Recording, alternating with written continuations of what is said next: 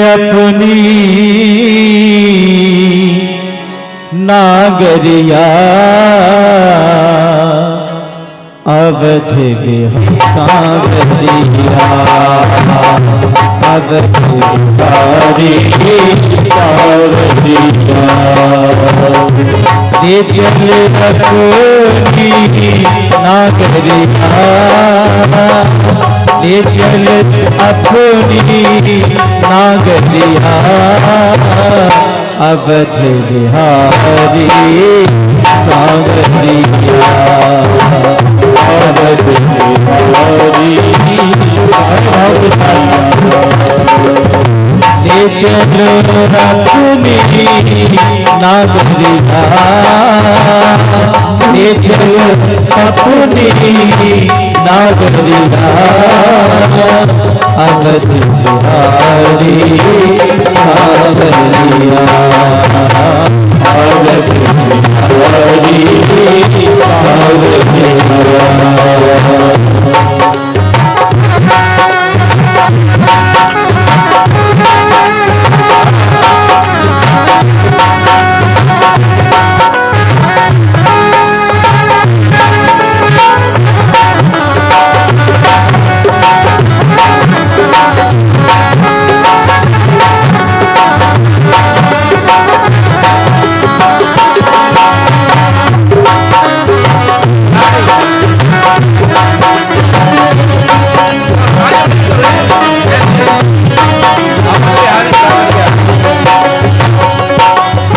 सरयू के तीर अयोध्या नगरी सरयू के तीर अयोध्या नगरी सरयू के तीर अयोध्या नगरी सरयू के तीर अयोध्या नगरी सरयू के तीर अयोध्या नगरी सरयू के तीर अयोध्या नगरी सरयू के तीर अयोध्या नगरी सरयू के तीर अयोध्या नगरी संत भरे जहाँ गागरिया संत भरे जहाँ गागरिया अवध बिहारी सावरिया अवध बिहारी सावरिया ले चल अपनी नागरिया ले चल अपनी नागरिया अवध बिहारी सावरिया अवध बिहारी सावरिया।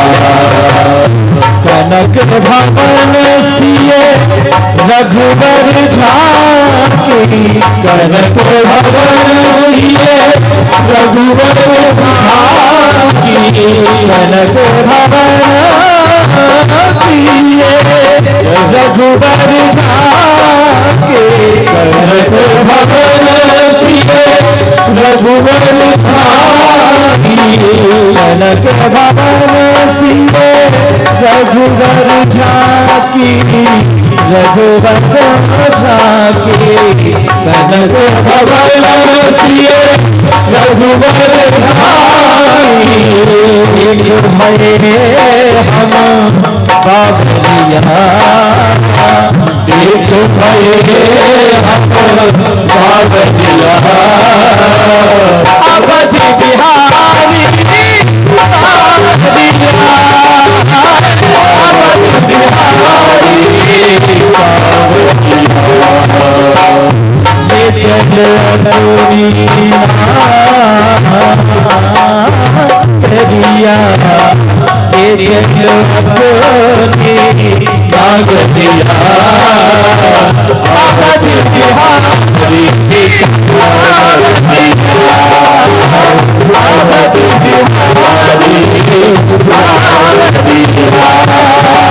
बिहारी सिया राम जय जय सिया राम जय सिया राम जय जय सिया राम जय सिया राम जय जय सिया राम जय सिया राम जय जय सिया राम जय सिया राम जय जय सिया राम जय सिया राम जय जय सिया राम जय सिया राम जय जय सिया राम जय सिया राम जय जय सिया राम बोले राम राम राम बोलो श्याम राम राम बोलो राम राम राम बोलो राम राम राम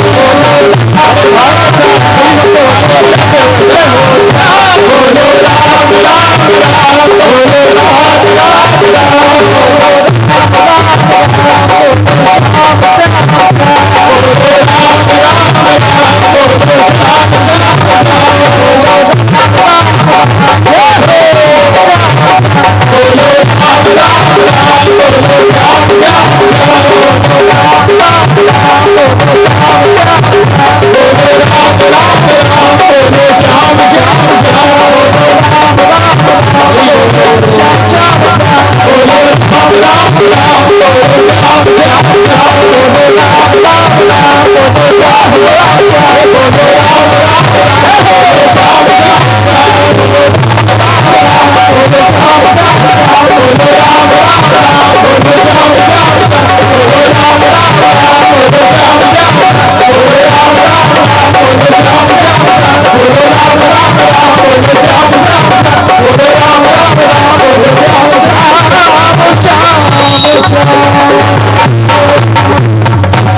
बोले अयोध्या धाम की जय हो। आइए बंधुओं, आज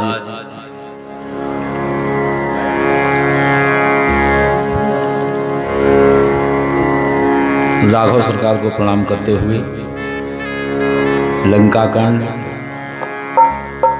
लंका सोपान और उत्तरकांड को प्रणाम करेंगे। लव निमेष परमाणु जुग बरस कलप सर चंड भजस नमन तो ही राम को काल जास को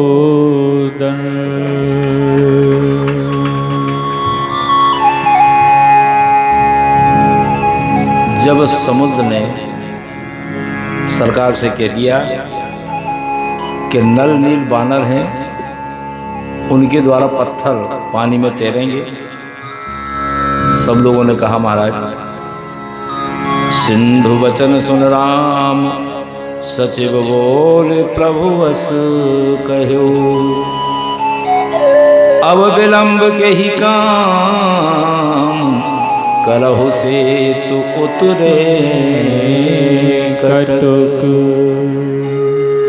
अब विलंब की क्या जरूरत है महाराज जी, ऐसा काम करो कि सभी बानर उस तरफ उतर जाएं। सुनहु भानुकुल केतु जामवंत कर जोर कहे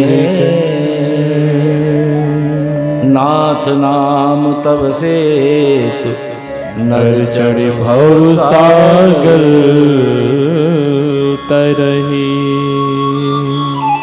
लंका कांड के प्रारंभ काल का वर्णन है और प्रभु के नाम की महिमा गाई। समुद्र की बात सुनकर प्रभु ने सचिवों को बुलाया और कहा सेतु बनाने की तैयारी करिए जिससे उस पार उतरा जाए। उस समय जामवंत जी महाराज ने हाथ जोड़कर कहा हे सरकार सुनहु भानुकुल केतु जामवंत कर जोरि कर नाथ नाम तब से नर चढ़ भव सागर तरही। अरे सरकार, एक छोटा सा समुद्र पार करना क्या कठिनाई की समस्या। जामवंत जी ने नल नील दोनों भाइयों को बुलाया, समुद्र बनाने की आज्ञा दी। वानर लोग बड़े बड़े पत्थर लाकर देते हैं और नल नील उन पत्थरों को गेंद की भांति राम नाम लिखकर समुद्र में छोड़ते जाते हैं। इस प्रकार बंधुओं, श्रीमद् वाल्मीकि रामायण के अनुसार 100 योजन का पुल 5 दिन में बन के तैयार हुआ। 100 योजन लंबा और 20 योजन चौड़ा 5 दिन में बनकर तैयार हुआ। जब तैयार हुआ तो इस पर मेरे परमात्मा ने अपने इष्ट देव भगवान शिव जी को स्थापित करने का संकल्प लिया, जो सबको भाया। भगवान ने शिवलिंग की स्थापना की, नाम रामेश्वर रखा गया। बोले रामेश्वर भगवान की हो। और कह दिया कि जे रामेश्वर दर्शन कर हैं, ते तन तज मम लोक सिधरही। और जो गंगा जल आन चढ़ाए, सो सायुज मुक्ति नर पावही। जो भगवान शिव पर गंगा जल लेकर चढ़ाएगा उसको सायुज्य मुक्ति मिलेगी। और सायुज्य मुक्ति का मतलब यही होता है कि आकर भगवान में ही लीन हो जाना। भगवान शिव भक्ति की प्रशंसा करते हुए कहते हैं कि अगर संसार में कोई मेरा दास भी होकर अगर शिव जी से द्रोह करे तो मुझे स्वप्न में भी नहीं मारता। शिव द्रोही मम दास कहावा, सोनर मोहि सत निर्भय भावा। जो शिव जी को विमुख करके मेरी भक्ति चाहता है वो मंदमती है। भगवान ने रामेश्वर की प्रशंसा करते हुए कहा कि जो यहाँ आकर दर्शन करेगा वो शरीर छोड़कर मेरे लोक को जाएगा, गंगा जल चढ़ाएगा, उसको सायुज्य मुक्ति मिलेगी, लेकिन निष्काम भाव से, किसी कामना के भाव से नहीं, निष्काम भाव से जो सेवा करेगा उसको मेरी भक्ति मिलेगी। जो दर्शन करेगा वो बिना परिश्रम के भाव से पार हो जाएगा। मुनि लोग प्रभु के वचन सुनकर अपने अपने आश्रम चले गए। भगवान शिव जी कहते, देवी पार्वती, ये भगवान की रीति है कि वो अपनों की हमेशा प्रशंसा करते हैं और शरणागतों से प्रेम करते हैं।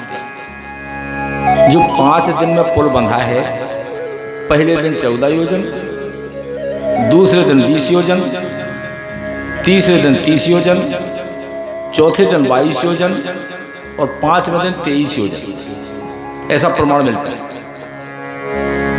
श्री रघुवीर प्रताप ते सिंधु परे तरे पाषाण, ते मति मंदिर राम तजे भजहि जाय प्रभु आन। वो मंदमती हैं जो ऐसे भगवान के चरणों में ना जाए। अब पूरी सेना प्रभु के सानिध्य में समुद्र के पार हो गई। वहां जाकर बानर भालू लोग जहां तहां फल खाने लगे, वृक्ष तोड़ने लगे। रखवाली करने वाले मना करें तो उनके नाक कान काट लेते हैं। ऐसे दूत जब जाकर रावण के पास पहुंचे और बोले समुद्र का पुल बनने की सूचना रावण को दी, तो रावण व्याकुल हो गया और 10 मुख से एक साथ बोलने लगा, बांध्यो बन निधि नीर निधि, जल जलधि सिंधु बारी, और सत्य तो ये निधि कंपते, उदधि पयोधि नदी। आगे की कथा में रावण गया मंदोदरी के निवास में। मंदोदरी ने भगवान का स्वरूप समझाया, चरणों की वंदना करके कि राम जी को जानकी जी सौंप दीजिए, और पुत्र को राज समर्पित करके जंगल में जाके तपस्या करिए, रघुनाथ जी का भजन करिए। ऐसे आंसू निकालकर मंदोदरी ने कहा, हे नाथ, आप ऐसा काम करिए कि मेरा सुहाग बचा रहे। ऐसा सुनकर रावण अपने ही मुख से प्रशंसा करने लगा। मंदोदरी को समझाकर, तुम क्या समझती हो, मेरा नाम रावण है। अभी संध्या काल हुआ, रावण अपने राग विलास में डूबा नृत्य कर रहा, नृत्य देख रहा। इस तरह से क्यों कि फूलई फरई न बेत तदपि सुधा बरसई जलद मूरख हृदय न चेत जो गुरु मिलहि बिरल। इधर बंधु भगवान प्रातः काल जगते हैं, अपने सचिवों को बुलाकर मंत्रणा करते हैं। अब क्या करना चाहिए? जामवंत जी ने कहा कि प्रभु, हम चाहते हैं कि अंगद जी को शांति दूत बनाकर भेजा जाए। अगर शांति वार्ता सफल रहती है तो ठीक है, नहीं तो अंतिम निर्णय तो युद्ध का है ही। अंगद जी को बुलाया, बोले प्यारे, आप समझदार हो बहुत, क्या कहे मैं जानता हूं तुम्हारे विवेक को। अस्तु वहां जाकर एक काम करना, हम तो चाहते हैं कि काज हमार तासु सुधित होई। ऐसा करना भैया। रिपुसन करे हो पतकही सोई। हमारा काम भी बन जाए, उसको भी कोई परेशानी ना हो। अंगद जी भगवान के चरणों में प्रणाम करके चले गए, रावण के दरबार में पहुंचे। रावण को बहुत समझाया। रावण जब मानते नहीं दिखा तो अंगद ने कहा कि अगर ऐसी बात है तो हमारा कोई पैर हिला के देख ले। हमारे पैर को जो हिला के हमारे पैर को जो उठा देगा तो मैं जान जी को यहीं हार जाऊंगा, ऐसे चला जाऊंगा।